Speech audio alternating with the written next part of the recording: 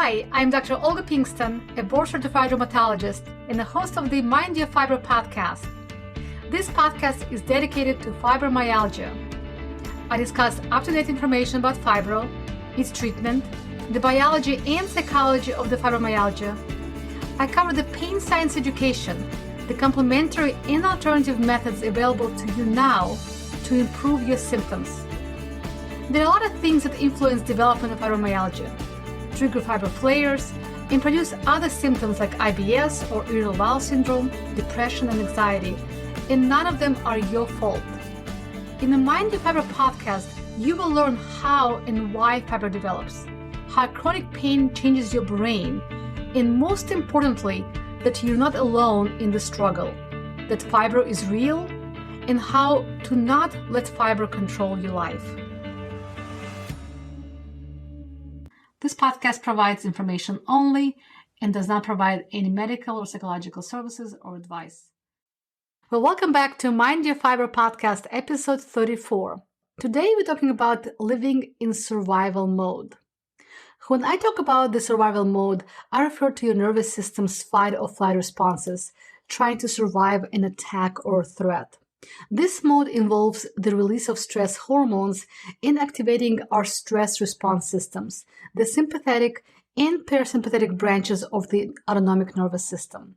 It is designed for us to be able to run away or fight off threats like tigers or lions, or freeze and play dead. It is a protective mechanism to keep us from danger or threat with the goal of survival. Our mind and body becomes focused on combating danger. Today, I want to examine another way of living in a survival mode that is not a short-term scenario, but an actual long-term way of living. Many patients tell me that they are not living, but merely existing or surviving. You see, when your nervous system is frequently or constantly turned up or activated, your sympathetic nervous system is in a constant fight or flight or freeze mode. It affects not just your nervous system, mind, and body, but how you adapt to daily living. Our nervous system was designed to be activated to fight or flee for short periods of time, not months to years. No one expects to fight a tiger or run away from a lion and keep on doing it. But often this is how it feels, like we're running away or fighting off threats with no end in sight, feeling activated with detectable and frequent stress and tension. We may feel frequent anger, anxiety, or panic. The world is no longer safe, but unfriendly and dangerous. The autonomic nervous system is telling us to protect ourselves.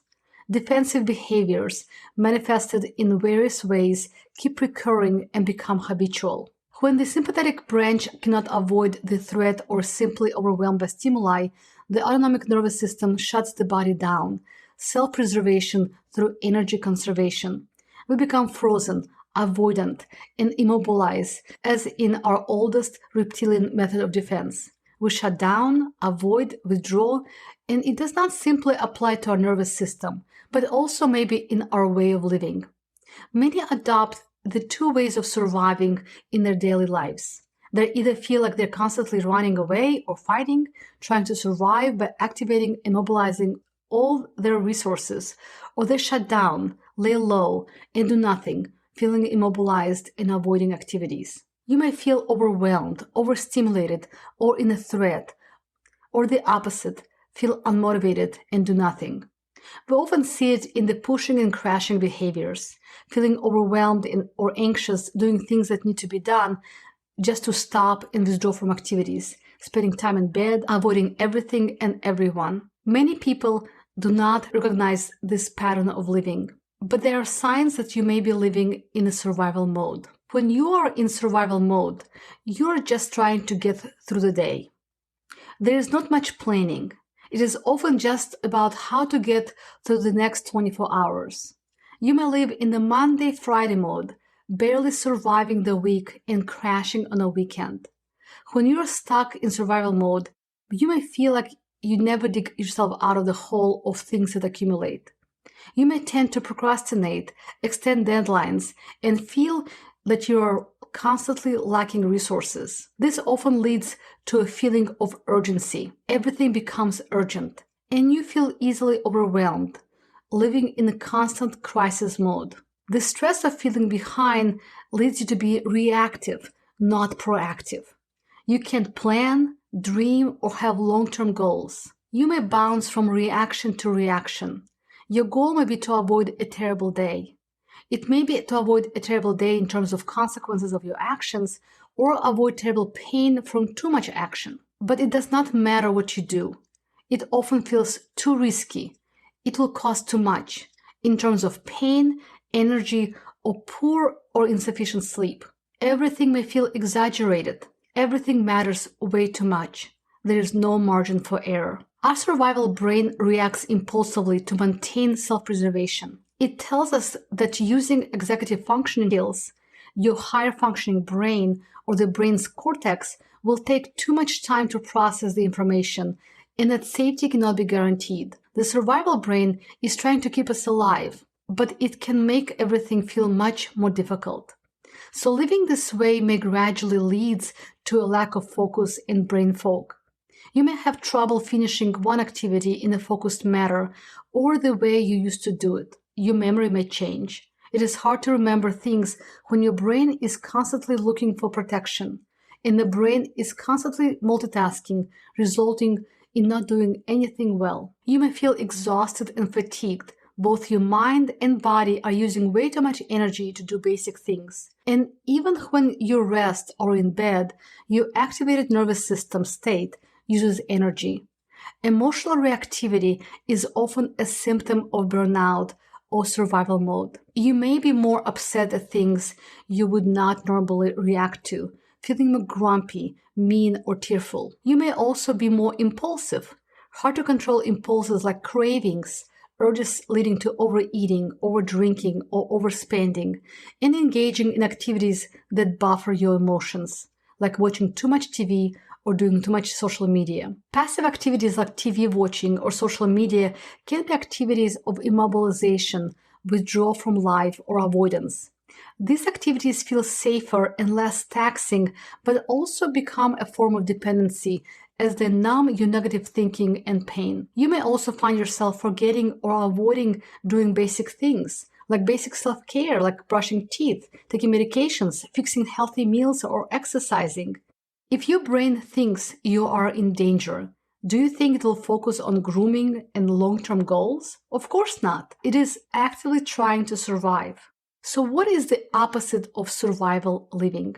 I think it will be a life that is intentional, mindful, and full of vitality. When you think about yourself and recognize that you describe yourself as full of compassion, curiosity, clarity, creativity, calmness, confidence, courage, and connectedness. The survival brain is trying to keep us alive, but our higher brain is in charge of creating a life on purpose, with plans, goals, and dreams. Living with intention also means constantly communicating with yourself, deciding what's working or what's not, and making small daily adjustments. When we are living in the opposite of survival, we are actually living in a state of the autonomic nervous system that is responsible for relaxation.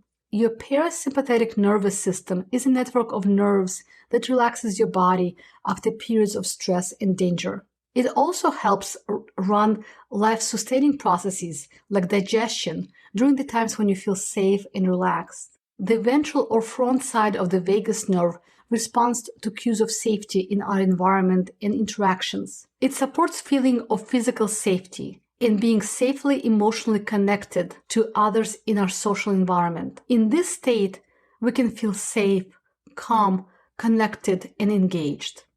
We are able to meet the demands of daily living, engage with life, and go with the flow. The goal is not to avoid the fight or flight or freeze responses, but be able to recognize these states and pull out of them. Notice our nervous system goes out of regulation and being pulled into survival response, and be able to return to regulation, not get stuck in survival response. This ability to move between states of the nervous system is a sign of well-being in resilience. The distress from living or being stuck in the survival mode is what we're trying to avoid. So I want to tell you, this type of living in a survival mode does not have to be your life. You are in charge of your life, and there are ways to calm your nervous system down and pull you out of being stuck. But you must first recognize that you probably practiced this way of living for a long, long time. It was your default way of living for a reason. Something triggered your nervous system to be activated.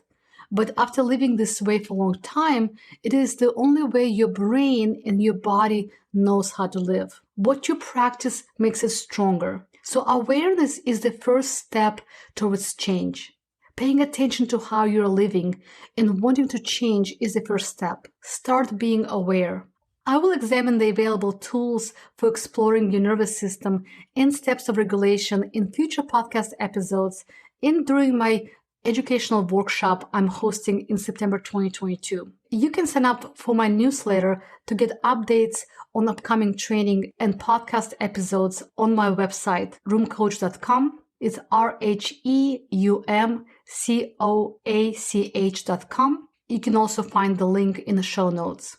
Thank you so much for listening. I will talk to you soon. Thank you for listening to this podcast. If you enjoyed today's episode, the best thing you can do is to share it with someone and leave a review and rating. This helps me support more people just like you move toward better life with fibromyalgia. All you have to do is to go to the platform you're listening on, click the share button or the icon, and just send it to a friend. I so appreciate you taking your time to do so.